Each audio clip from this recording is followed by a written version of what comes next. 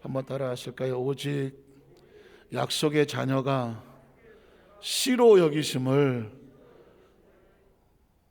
사투리인데 저거 받느니라, 받느니라, 니은자 빼고 받느니라.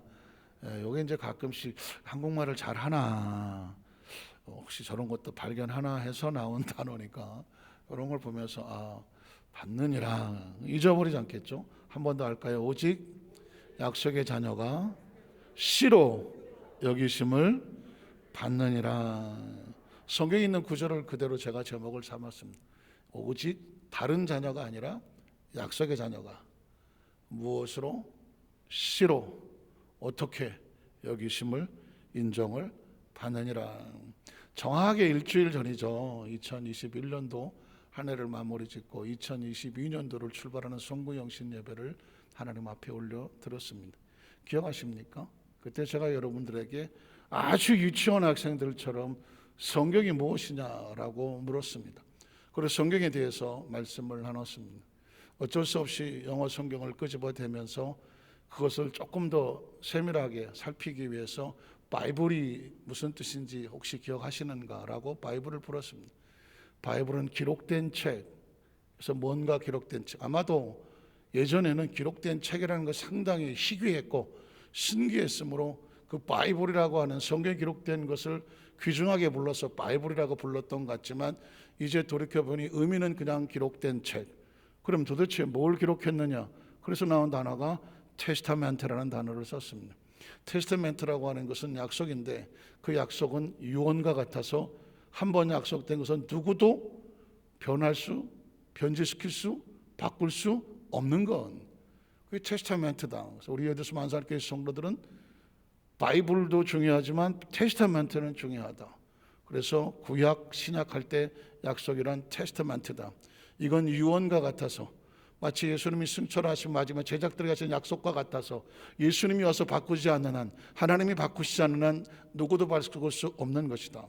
그리고 그 약속이 우리에게 중요한 의미가 되는 것은 성경은 하나님의 약속을 알았다고 하면 그 약속이 내가 아멘 하는 순간 그 약속은 이제 커버넌트가 된다. 그래서 창세기 17장 2절에 하나님께서 아브라함에게 너와 나 사이에 뭐가 있다? 커버넌트가 있다. 마이 커버넌트를 네 앞에 두었다라고 말했다. 그리고 그 커버넌트에는 핵심이 뭐냐? 번성이더라. greatly increased. 계속 동서사방으로 뻗어나갈 수 있는 축복이 약속되어 있더라. 그래서 아브라함을 믿음의 조상이라고 한다. 믿음이란 뭐냐? 그 약속을 믿고 따라가는 것이다. 아브라함이 하나님을 믿었더니 어떻게? 의로 여겼더라. 아브라함이 하나님의 약속의 말씀을 따라갔고 그 약속을 믿었기 때문에 따라갔다는 것이죠. 그리스찬들은 신앙생활을 어떻게 하는 것이냐? 약속을 알고, 하나님 말씀을 듣는다는 얘기는 약속을 알고, 뭘 알아야 되잖아요. 알고, 그리고 약속과 하나님과 나의 관계를 알고 하나님의 뜻을 알고 그 다음에 어떻게 약속대로 살아가는 것을 계명이라고 말한다. 앞으로 제가 또 말씀을 드리겠습니다마는 계명이라고 말한다. 하나님은 약속하고 보장하고 우리는 계명과 약관을 지키는 것이다. 약속의 약관을 계명이라고 말한다. 계명을 따라가면 계명의 결과는 보장이 되어 있다. 그래서 하나님의 약속의 축복을 이미 받고 출발하는 것이다. 아무나 그렇게 되느냐? 되지 않는다. 약속의 약관을 지킬 수 있어야, 계명을 붙잡고 가고 약속의 내용이 뭔지를 알고 가야 약속이 되어진다. 혹시 그러면 그 아브라함과 약속한 것이 나하고 무슨 상관이 있느냐? 그 점은 제가 예수님을 통해서 말씀을 드렸지만 그러면 그 다음에 아브라함의 후손들은 약속과 관련이 있던가요? 라고 묻는다면 앞으로 제가 성경에서 무궁무진하게 그 하나님께서 곳곳에 숨겨져 있는 약속을 끄집어서 여러분에게 말씀을 선포할 것인데 제가 몇 가지만 소개하면 혹시 여러분 이런 사진, 이런 장면을 보셨나요? 이 사진을 하나 보여주면 뭐 같습니까? 이스라엘 백성들이 법궤를 메고죠. 대제사장들이 법궤를 메고 가는 것입니다. 광야를 갈 때도 법궤, 성막 안에 있던 법궤, 요단강을 건너갈 때도 여호수아가 제사장들에게 법궤를 메고 요단강을 밟아라. 무릎까지 찰 때까지 물이 안 갈라졌는데도 불구하고 가야 됩니까? 말아야 됩니까? 여호수아를 뒤돌아봤을 때 여호수아가 가라! 왜 갑니까? 하나님의 뭐가 있다? 약속이 있으니까 가라. 물이 무릎까지 차도. 그랬더니 어떻게 되더라? 약속대로 나갔더니 요단강 문이 갈라지더라. 그때 앞에 섰던 것이 법궤란 말이죠. 저 법궤에는 뭐 여러분 아시겠지만 뭐가 들었나요? 아론의 쌍난 지팡이, 만나 항아리, 십계명. 이건 뭐 성경 퀴즈에 그냥 단골로 나오는 거죠. 자, 그러면 저 법궤는 영어로 뭐라고 말할까? 법궤라고 말하고, 증거궤라고 말하고, 또 뭐라고 해요? 언약궤라고 말하는 거예요. 언약궤. 그래서 저 위에 보면 뭐라고 하냐면 히브루라고 하지만 우리 히브리 하는 것처럼 헤브루 아크란 말, ARK, 아크란 말을 씁니다. 아크가 뭐냐면 궤짝이라는 뜻이거든요. 궤짝. 법궤, 궤라는 뜻입니다. 궤. 그러면 자, 구약의 히브리의 아크다, 궤짝이다, 궤다. 뭐냐? of the covenant라고 써 있잖아요. 잘 보이시나요? covenant. 그러니까 아크 오브 더 커버넌트, 언약 궤라고 말하는 것입니다. 그러니까 하나님께서는 이건 제가 아주 앞으로 계속 말씀드릴 거예요. 계명을 주시고 계명에 따라 법궤를 만들고 그 법궤 이름을 뭐라고 불렀냐면 약속의 궤짝이라고 불렀어요. 그래서 아크 오브 더 커버넌트라고 말해서 이 커버넌트를 주면 하나님께서 아브라함에게 커버넌트를 주면 너와 나 사이에는 약속이 있다 하신 것처럼 이스라엘 백성을 광야를 끌고 가고 가나안에 끌고 들어갈 때도 너하고 나 사이에 뭐가 있다? 커버넌트가 있다. 이 법궤는 뭐냐? 하나님의 약속이다. 그리고 거기서 내가 어디서 너를 만나냐? 그 법궤 위에서 만난다. 내가 거기서 너를 만나고 하나님과 우리는 뭐로 만난다? 12시에 만난다? 종탑에서 만난다? 어디서 만난다? 하나님의 약속 위에서 만나는 거예요. 그 만나는 자리를 시온자라고 말하고 지성소에 있으며 하나님께서 말씀하신 내가 너하고 어디서 만나겠다? 그 약속의 법궤 위에서 만나겠다 라고 말하는 거예요. 그래서 carried by the priest of Israel이라고 쓴 것은 이스라엘의 제사장들이 그것을 메고 가는 그림이 이런 그림입니다. 자, 그러면 이미 출애굽기에도 커버넌트라는 단어가 나왔죠. 언약이라는 단어가. 그러면 자, 다윗의 언약을 한번 볼까요? 이사야 55장 3절에 보면 이사야로 쭉 넘어갈게요. 이사야 55장에 다윗의 언약을 얘기하고 있는데 너희는 귀를 기울이고 내게로 나와 들으라. 그리하면 너희 영혼이 살리라. 자, 너희 영혼이 사는데 왜 그러냐면 내가 너희를 위해서 영원한 뭘 얻었어요? 언약이야. 커버넌트를 맺었어. 이사야서예요. 선지자 대선지자 이사야에 보면 언약을 맺으리니 이건 언제 맺은 거냐면 다윗에게 허락한 확실한 은혜다. 창세기, 출애굽기, 다윗 왕들의 기록에도 다윗의 언약이 있었고 그리고 그 다윗의 언약을 누가 하셨냐? 이사야 시대에서도 하나님께서 말씀하되 다윗에게 했던 그 언약의 은혜가 너에게 임할 거라고 말했습니다. 믿으십니까? 제가 이렇게 하면 구약 성경을 흐르고 있는 것은 뭐냐? 커버넌트야. 약속이란 말이죠. 그리고 에레미야에서 보면 에레미야 31장 33절에 보면 아예 그냥 새 언약이라고 말합니다. 자, 야훼의 말씀이니라 보라 날이 이르게 되면 어떤 일이 벌어지냐면 내가 이스라엘의 집과 유다의 집에 어떤 언약? 새로운 언약을 다시 맺는다. 사실은 이 언약은 변절되지 않지만 아브라함의 약속이 다윗의 약속이 선지자까지 오는데 불구하고 이스라엘 백성들에게 다시 언약을 가슴에 새기는 거예요. 자, 새 언약을 맺으리라. 내용이 뭐예요? 이 언약은 내가 그들의 조상들의 손을 잡고 애굽 땅에서 인도하여 내던 날에 맺은 것과 같지 않아. 그때 맺었던 약속이 있는데 자, 이스라엘 백성들이 어떻게 했냐면 이게 말을 죽으라고 안 들어. 하나님하고 결혼을 한 거예요. 이스라엘 백성이 있잖아요. 너는 내 신부다. 결혼했다고 하죠. 결혼은 뭐죠? 결혼하면 결혼식을 왜 해? 약속을 하는 거지. 그랬으면 이 이스라엘 백성들이 누구만 섬겨야 돼?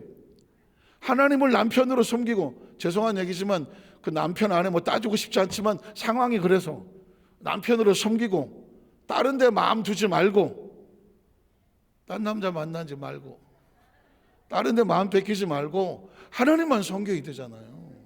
그런데 이 이스라엘 백성들이 자꾸 이게 눈을 딴 데로 자꾸 돌려 이게.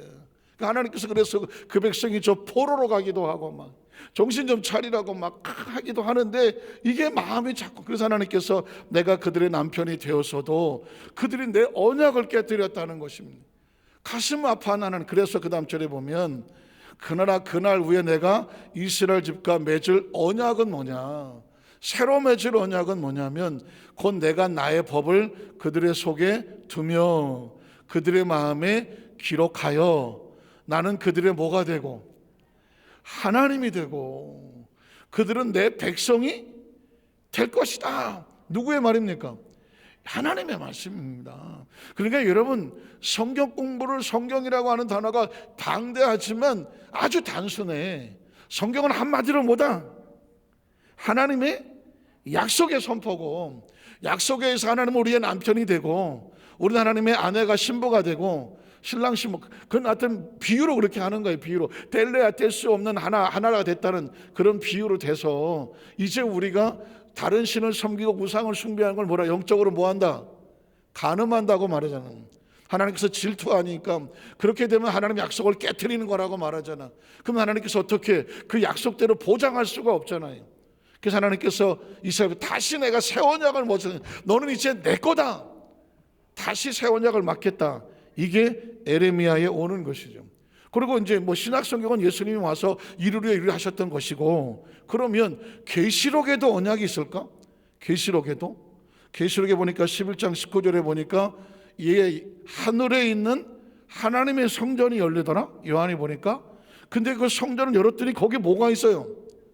성전 안에 하나님의 아크 오브 커버넌트가 있는 거예요. 아까 제사장들이 메고 있던 그 언약궤가 보이더라는 것이죠. 그러니까 이 땅의 그리스도인들은 뭘 가슴에 품고 가냐면 하나님의 약속을 믿고 가고 하늘의 성전 문을 열고 들어갔더니 그 성자의 하나님은 약속을 기억하시고, 믿으십니까? 약속을 기억하시고 약속대로 행하시며 우리가 약속대로 사나 보시고, 그래서 계시록에 있는 이 하나님 계시록도 하나님의 약속의 현장이더라는 것이죠. 믿으십니까? 자, 제가 결론 가서 얘기할 걸 미리 해버릴게요. 자, 그래서 이단은 요한계시록에서 나오거든요. 요한계시록 나오는 이단이 왜 요한계시록을 가지고 이 교준 옷을 하나 했더니, 제가 어디라고 말하지 않겠지만 어느 이단 종파를 보니까 놀랍게도요, 이 사람들은 하나님의 약속이라는 개념을 아주 깊이 뚫고 있었어. 그래서 성경 속은 하나님의 약속이다, 이걸 아주 철두철미하게 가르쳐. 우리는 지금 여러분에게 제가 작년부터 올해까지 이제 여러분에게 다시 이제 토대에 쌓고 있는데, 이단은 그거를 아예 철두 처음부터 가르쳐. 구약은 하나님의 약속이고 신약도 하나님의 새로운 약속인데 어디서 이단이 나오고 교주가 나오느냐?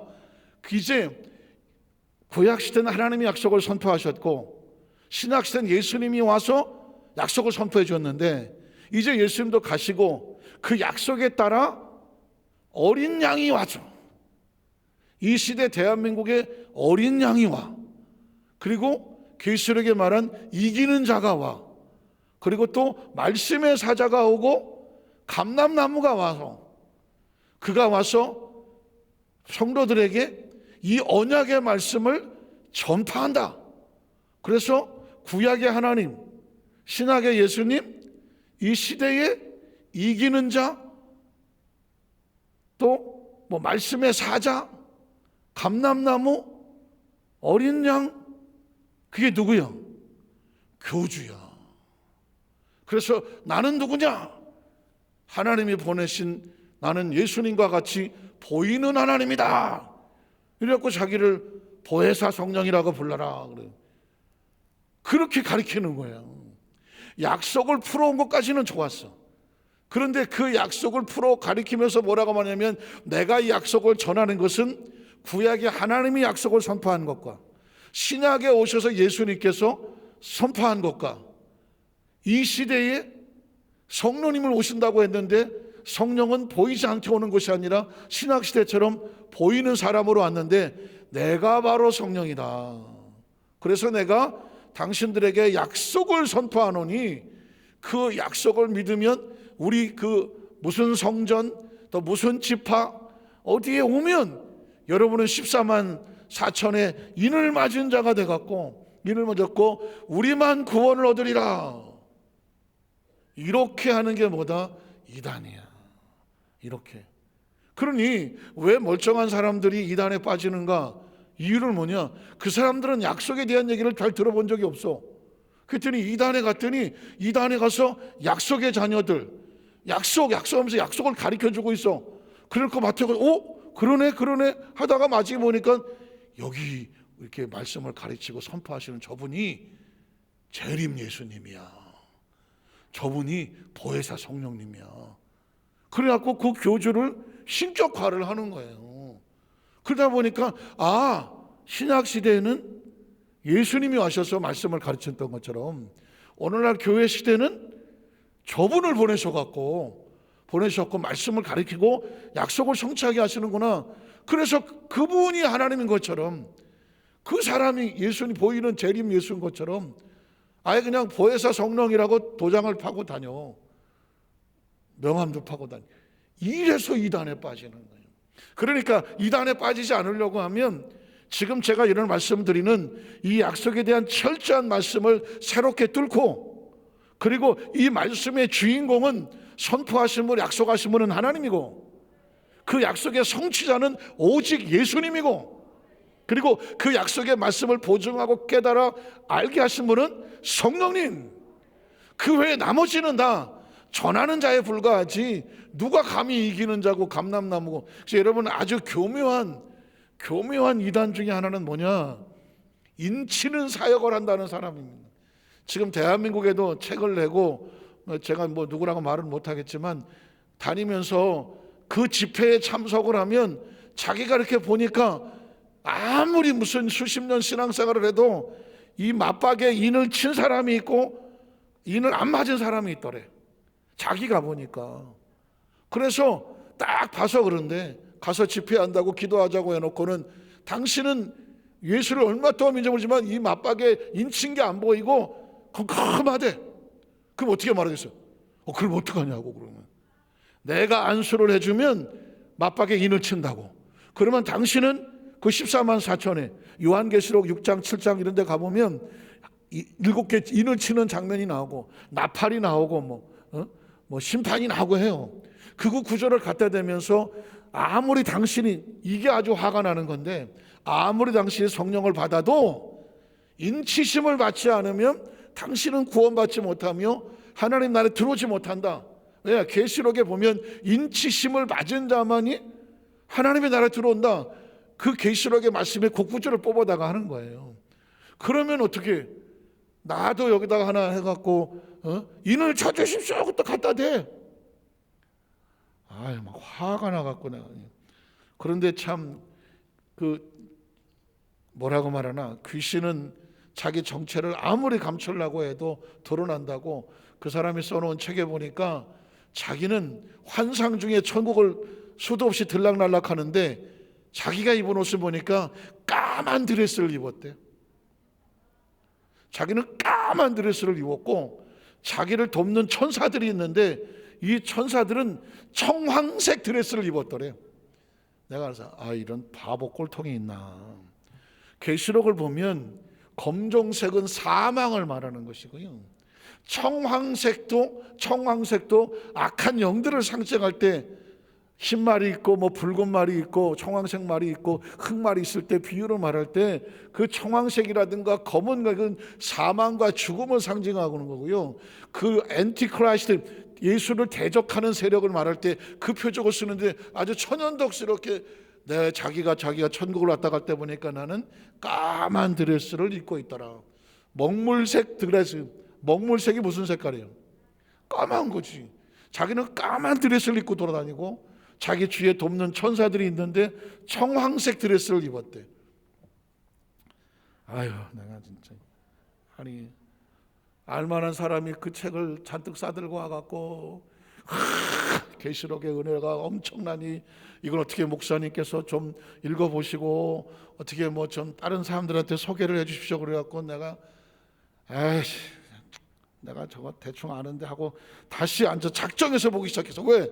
제가 너무 잘 아는 사람이 그 책 은혜를 받았다고 들고 왔길래 하도 어이가 없어서 그 책을 가만히 보고 앉았는데 막 화가 나서 견딜 수가 없어. 내가 화가 나서. 그러다가 이제 정체가 드러난 거죠. 이 사람 제가 이름 되면 여러분이 알아요. 막 신문에도 나오고 막 그래. 그래서 내가 우리 성도만은 안 된다. 내가 우리 성도만은 안 된다. 왜냐하면 거기에 대한민국에서 알만한 사람들이 그 책에다 막 추천서 잔뜩 써놓고 무슨 대학 총장이 써놓고 뭐 총회장이 써놓고 내가 보건대 책도 안 봤어. 그냥 이런저런 관계에 의해서 추천서 써준 것 같은데 그 책의 내용을 가서 날더러 조목조목 긁어내라고 하면 이건 진짜 절대로 안 되는 사람인데 생각해 보세요. 그 성도들 모아놓고 내가 눈을 이렇게 보니까 인을 안 맞은 사람들이 절반이 넘더라. 내가 인을 쳐야 천국 간다. 이거 믿어야 돼 말아야 돼? 당연히 안 되는 거죠. 오직 예수 그리스도 외에 다른 이름을 구원자로 주신 이가 없다니까요. 꼭 기억하셔야 돼요. 이 땅에 어떤 재림 예수도 없으며 어떤 보혜사 성령도 없으며 감람나무 어린 양 뭐야 이런 거 하나도 없어요. 오직 예수 그리스도 외에 약속을 하시는 하나님이고 약속의 보증자는 예수 그리스도고 그 약속의 증인은 성령님이야. 우린 약속의 대상자일 뿐이요 그 어느 누가 뭐라고 그래도. 그러니까 여러분 제가 성경을 지금도 계속해서 티가 나는 대로 계속 노트를 하고 있는데 창세부터 아까 계시록에도 나왔지만 창세부터 계시록까지 하나님께서 절절하게 우리에게 구석구석에다가 이 하나님의 약속을 숨겨 놓았어요. 이것만 우리가 계속 파서 말씀을 같이 나누더라도 진짜 한도 끝도 없어. 신앙의 줄기를 새로 잡아야 돼. 오늘 성경 본문으로 들어가 보면은요 본문의 첫 번째로 바울이 정말 땅을 치는 고통과 아픔에 부르짖고 있어. 바울의 근심과 고통. 이 사람이 도대체 뭐가 부족해서 근심하고 고통을 하나? 같이 볼까요? 로마서 9장 1절로 2절에 보면 내가 그리스도 안에서 참말을 한다. 이 이야기는 뭐냐면 내가 고통과 아픔이 있다고 말하면 바울이 거짓말을 하나? 혹시 그럴까 봐 바울이 아예 그냥 맹세처럼 하는, 나는 지금 절대로 거짓말하지 않고 참말을 하는 거다. 참말을 거짓말하지 않는다. 뭐 있느냐? 나에게 큰 근심이 있다. 내 정말 잠을 못 잘 정도로 막 근심이 있다. 자, 근심인데 무슨 근심이냐? 또 마음에 그치지 않는 고통이 있다. 바울이 천하의 사도 바울, 사도라는 말에 좀 제가 불만이 있긴 하지만 어쨌든 바울이 성경에 13권이나 썼다고 하는 그 바울이 내가 지금 마음에 그치지 않는 고통이 있고 큰 근심이 있다는데 그 근심이 뭐냐? 이걸 또 이렇게 말해요. 내 양심이 성령 안에서 나와 더불어 증언까지 해. 내가 진짜 이렇게 고통과 아픔이 있다는 것은 순간적인 감정과 기분이 아니라 내 속에 정말 내가 어떻게 할 수 없는 아픔과 근심이 진짜 있다 이걸 내 양심이 고백하고 성령님이 증언을 하신다. 그러면서 3절에 가보면 나의 형제 곧 골육의 친척을 위하여 내 자신이 저주를 받아 그리스도에게 끊어질지라도 내 골육 친척 형제들에게 원하는 게 있다. 원하는 게. 그래서 요 구절만 가지고 그 전에 저도 뭐 설교를 들어본 것 같은데 이건 당신들의 형제와 자매는 다 구원을 받았습니까? 구원을 위해서 사도 바울은 이렇게 자기 형제와 골육과 친척을 위해서 고통과 아픔으로 아태하는데 우리 여러분 성도들이요 여러분들은 고통과 아픔을 가져야 되지 않겠습니까? 아멘 했던 사람 손 들어봐. 빨리 손 들어봐. 요 구절만 생각하면 그런 말 같아. 또 뭐 그렇게 해석을 해도 뭐 크게 이렇게 딱히 틀린 건 아닌 것 같아. 그러나 더 깊은 얘기가 있어요. 바울이 지금 자기 형제 골육 친척을 위해서 그들이 이렇게 될 수만 있다면 차라리 내가 저주를 받아서 그리스도 안에서 끊어져 지옥을 가더라도 내가 가겠다. 이건 아주 극단적인 강조법이죠. 지옥에 가고 싶겠어요? 그러나 그럴지라도 내 형제 골육 친척들을 내가 반드시 내가 이렇게 해야 돼. 도대체 뭘 원하는 거예요? 그 다음 절에 보면 그들은 이스라엘 사람이라고. 내 골육 친척 형제 이게 누구냐? 이스라엘 사람이야. 왜? 바울도 이스라엘 사람이니까. 이스라엘 사람들에게 간절히 원하는 게 있다는 거예요. 왜냐하면 이스라엘 사람들은 원래 뭐냐? 양자됨. 바울의 신학 가운데 양자라는 단어를 쓰는데 양자는 뭐냐? 남의 집 자식을 데려다 내 자식을 삼는 거잖아요. 양자잖아요. 그래서 이스라엘 백성들은 하나님의 자녀됐다. 그러니까 바울은 생각하기를 어떻게 생각하냐면 원래 이스라엘 백성도 하나님과 상관이 없는데 하나님이 데려다가 내 자식을 세웠으니 하나님의 양자라고 생각을 하는 거예요. 하기야 뭐 그렇게 해석을 해도 양자든 뭐든 친자든 하나님의 자녀다 그런 식인데, 이스라엘 백성은 원래 하나님의 자녀라는 것과, 두 번째 그 영광도 있고 하나님의 자녀니까, 그 다음에 뭐가 있어요? 언약이 있다고 말하는 거잖아요. 바울도 알았어요. 이스라엘 백성에게는 하나님의 자녀됨과 자녀된 영광과, 그리고 약속까지 받은 언약들과, 그 다음에 율법은 계명이니까 율법을 받은 것과, 그 다음에 뭐 할 수 있는 예배도 있고 또 나와 약속도 있는 백성이에요. 그러니까 이스라엘 백성은 이건 다른 어떤 민족도 받기 전에 이 엄청난 축복들을 다 받은 민족이 이스라엘 민족이라는 거예요. 그런데 왜 바울이 이런 이스라엘 민족 때문에 고통과 아픔에 슬픔이 있느냐? 그 다음 절에 보면, 그런데 조상들도 그들의 것이야. 아시잖아요. 이스라엘 백성이 조상이 누구야? 아브라함이잖아요. 아브라함 같은 조상을 가지고 하나님의 자녀 되고 영광도 있고 언약도 받았고 율법도 있고 약속도 있고, 그리고 육신으로 하면 그 이스라엘 민족 가운데 누가 태어났어요? 그리스도가 그들에서 나왔어. 그러니까 이 땅에서 아주 하나님으로부터 선택되고 복을 받은 민족이 누구예요? 이스라엘이야. 이스라엘이야. 그런데 바울은 이놈의 이스라엘 때문에, 내 동족 이스라엘 때문에 내가 땅을 치고 가슴을 치고 마음에 근심을 하고 막 고통을 이루 말할 수가 없다, 그렇게 말을 하는 거예요. 왜 그럴까요? 도대체 뭐가 이렇게 바울을 고통스럽게 했을까요? 두 번째, 바울은 이스라엘 민족을 위해서 왜 이토록 마음 아파하고 양심의 고통을 느끼며 간절한가? 그게 이제 6절에 나옵니다. 6절에 보니까, 그러나 하나님의 말씀이 폐하여진 것 같지는 않다. 이 이야기는 하나님의 약속은 절대로 폐할 수가 없어요. 하나님의 약속은 한 200성인데 이 백성이 하나님의 약속 안에 들어와 있지를 못하더라는 거예요. 이스라엘 민족이 그런 약속을 받았던 민족인데 그 이스라엘 하나님과 관계가 잘못됐다는 거예요. 왜냐하면 이스라엘에게서 난 그들이 다 이스라엘 백성 된다 안 된다? 아니다. 이런 얘기하기 쉽지 않잖아요.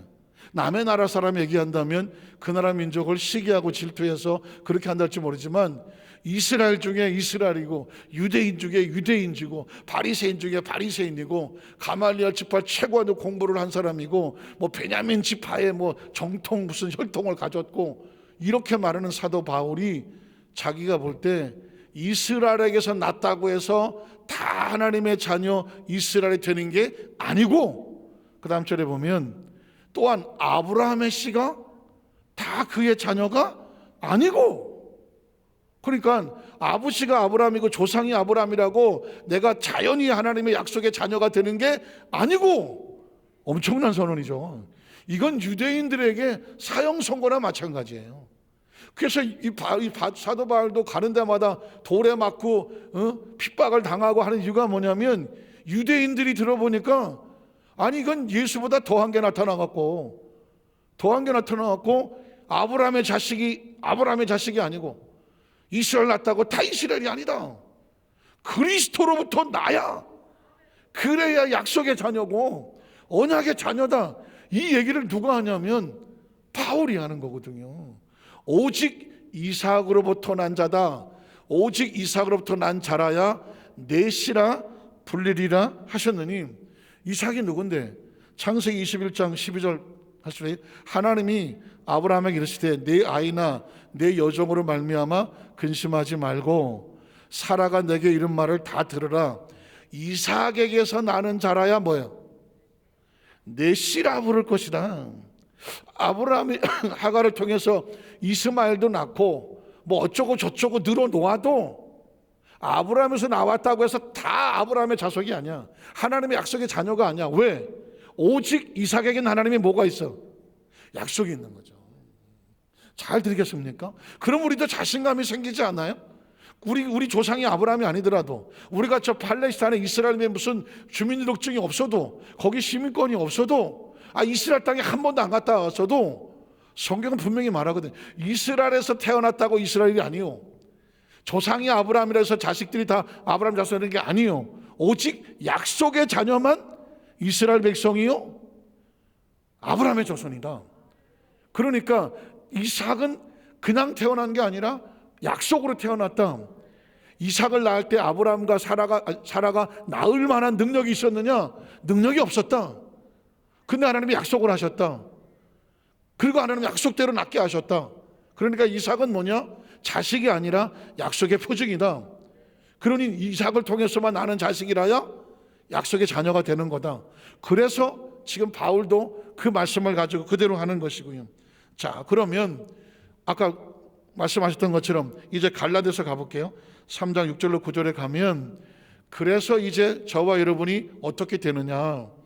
제가 아브라함 얘기하다가 그 전에 예수님을 원해 갈라디아서 왔잖아요. 그래서 여러분이 중간에 있는 내용은 이스라엘 백성들도 약속의 자녀일까? 그 부분을 제가 띄엄띄엄 중간만 찍었어요. 앞으로 그 부분에 대해서 아주 조목조목 구석까지 다 훑어서 제가 말씀을 드릴 테니까 걱정하지는 마시고 대신에 한 가지만 약속하셔야 돼요. 저 이런 설교 해본 적도 없고 설교하면 이런 말 한 적도 없는데 절대로 말씀을 놓치지 말아달라. 이 약속의 말씀을 절대로 놓치지 말아달라. 그 말씀을 잘 정리해서 우리 생각과 의식과 사고 가운데 이제는 내 의식과 사고의 모든 기준이 하나님의 약속의 기준이 되게 하고 예배에 담겨진 하나님의 약속, 기도에 담겨진 하나님의 약속, 예물에 담겨진 하나님의 약속, 봉사에 담긴 하나님의 약속, 하나님과 나와의 약속의 관계, 예수 그리스도의 약속에 대한 의미, 성령의 약속의 증인, 이 약속으로 무장을 해서 어느 누구 어떤 이단도 우리에게 와서 유혹하지 못하게 하며 신앙에 흔들림이 없으며 감정과 기분으로 신앙생활 하지 말고 약속에 확신한 사람은 환경과 여건에 흔들리지 아니하고 그 약속의 보증을 가지고 나간다. 이것만 붙잡아 달라. 이걸 놓치면 죄송한 얘기지만 이걸 놓치면 먼 날 땅을 치고 분명히 후회하게 된다. 왜? 약속에서 벗어나면 아까 하나님께서 말씀 내가 너의 남편인데 네가 내 언약을 여기지 아니함으로 말미암아 내가 너를 버릴 수밖에 아니 네가 나를 떠날 수밖에 없었으니 내가 어떻게 약속을 하겠느냐. 이제 내가 다시 한번 기회를 주느니 새 언약을 너에게 준다. 그 새 언약이 누구냐? 사실은 예수님이거든요. 예수님을 통하여 나는 너의 남편이 되고 너는 나의 아내가 되고 나는 너의 하나님이 되고 네가 나의 자녀가 되리라.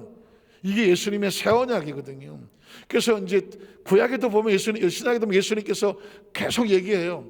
언약 하는데 오늘 예수님 말씀하신 걸 볼까요? 갈라디아서 3장 6절 9절에 보면 이게 왜 바울이 12사도가 있는데 왜 12사도가 아닌 바울을 따로 13번째 사도같이 만들어서 성경을 쓰게 했는가? 사도 바울은 뭐가 전공이냐? 구약이 전공이에요. 구약의 성공에 전통한 사람이고 그 당시 최고의 학부에 가서 구약 성경을 전공한 사람이에요. 그러니까 구약에 있는 내용을 예수 그리스도의 관점에서 새롭게 약속으로 풀었던 사람이 누구냐? 사도 바울인 거예요. 그래서 복음서의 제자들은 한 복음서를 썼지만 마태, 마가, 누가, 요한, 사도행전까지 누가는 2개 썼지만 나머지 13권 계시록을 빼놓고 베드로, 전서, 유다서, 요한서 이거 빼놓고는 전부도 13권이 누가 썼느냐? 바울이 썼어요. 바울에게 왜 13권을 쓰게 했을까? 바울은 이제 지금 갈라디아서 아까 지금 보지만 조그맣한 로마서잖아요. 바울 서신에 흐르고 있는 내용을 제가 이제 다 찾아드리겠지만 예수 그리스도가 하나님의 약속의 증인되고 너에게 향한 그 약속의 축복이고다를 교회 서신에다가 1차, 2차, 3차 여행을 다니면서 모든 초대교회들에게 이 약속의 서신을 전한 거예요. 약속의 서신을 전한 거예요. 성령을 받고 나가서 베드로가 뭘 했습니까? 다윗에게 약속하신 대로 예수가 살아나셨느니라 너희가 이래 증인이라. 그러니까 크리스찬들은 뭘 나가서 증인하냐면 예수에게 약속된 예수를 받은 약속을 듣지 못한 사람들에게 약속을 전해줘야 되고 복음이 전해주면 복음을 듣는 사람은 뭐가 되느냐? 하나님과 약속을 맺은 자가 되어져. 그들에게도 약속이 뻗어나가는 거지. 왜 복음이냐? 아니 예수 믿고 구원받으려게 뭐가 복음이야? 뭐가 복음이냐? 당신에게도 연결된 하나님의 약속이 있다. 그 약속의 내용들을 선포하면 하나님과 관계가 맺어지게 되니까 그 듣는 사람에게는 뭐가 돼? 복음이 되는 것이죠. 자, 그래서 이제 이후로 저와 여러분은 갈라디아서 3장 6절로 9절은 요절처럼 외워야 되는데 아브라함이 하나님을 믿으니 그것을 그에게 의로 정하셨다 함과 같으니라. 그런즉 믿음으로 말미암은 자들이 누구다? 아브라함. 그러니 유대인들이 난리가 난 거지. 아브라함의 자식이라고 아브라함의 자식이 아니요, 이스라엘에서 났다고 이스라엘이 아니다. 그러면 누가 이스라엘 백성이냐? 믿음으로 말미암은 자들이 누구의 자손이냐? 아브라함의 자손. 누구를 믿으면? 예수를 구주로 믿는 그리스도인. 그러니까 이 복음을 뚫고 로마까지 가니까 그 도중에 유대인들이 그게 얼마나 듣기 싫겠어. 그래서 핍박하고 결국 로마에서 바울도 순교를 당하는 것입니다. 그 다음 절에 보면 또 하나님의 이방을 믿음으로 말미암아 의로 정하셔서 성경이 미리 알고 먼저 아브라함에게 복음을 전하되, 자, 씨앗이죠. 모든 이방인이 누구로 말미암아? 너로 말미암아 아브라함으로 말미암아 복을 받으리라. 그래서 아브라함으로 말미암아 복을 받으면 아브라함이 뭐 특별한가? 사실 궁금하기도 했어요. 아브라함으로 말미암아 복을 받으면 아브라함이 특별한가? 아브라함이 뭐가 특별해? 아브라함이나 나나 우리나 별 차이 없는 거는. 그러면 아브라함이 특별한 게 뭐예요? 처음 믿음의 계약을 맺은 게 누구예요? 아브라함이거든. 그래서 아브라함이 특별한 거예요. 그 아브라함이 특별한 것은 아브라함에게 계약을 맺은 하나님의 계약이 있어서 그래서 특별한 것이고, 아브라함과 계약을 맺은 하나님이 이제 누구와?